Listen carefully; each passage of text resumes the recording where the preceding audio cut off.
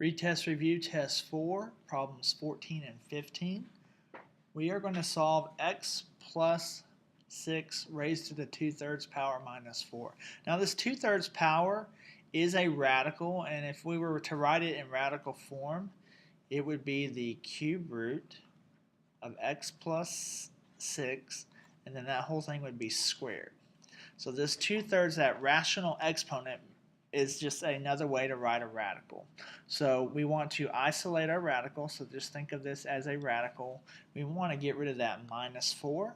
The opposite of subtracting 4 is to add 4 to each side.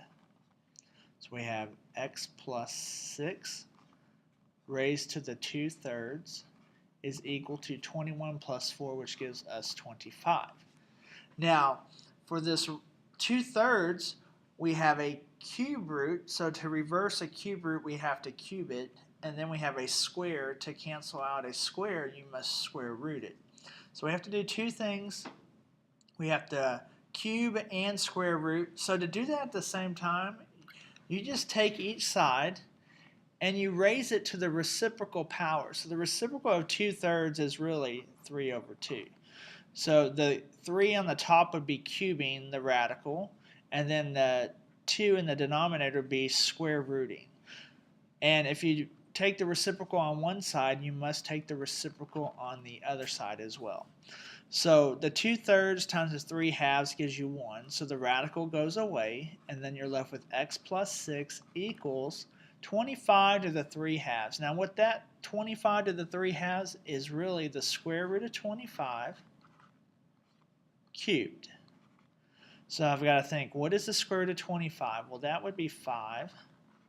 And then 5 to the 3rd power is 125. So I have x plus 6 equals 125.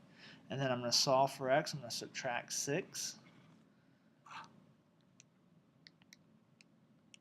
And we're going to have x equals, and then 125 minus 6 gives us 119.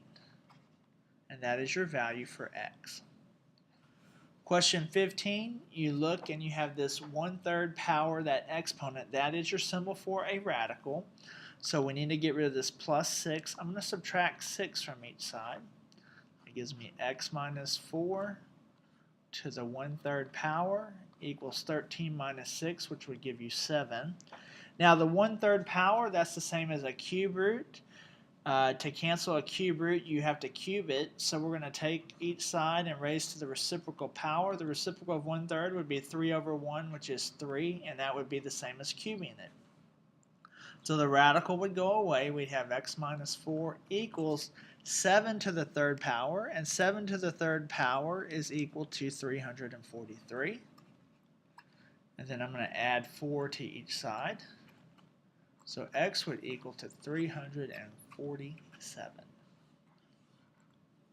And that would be the solution.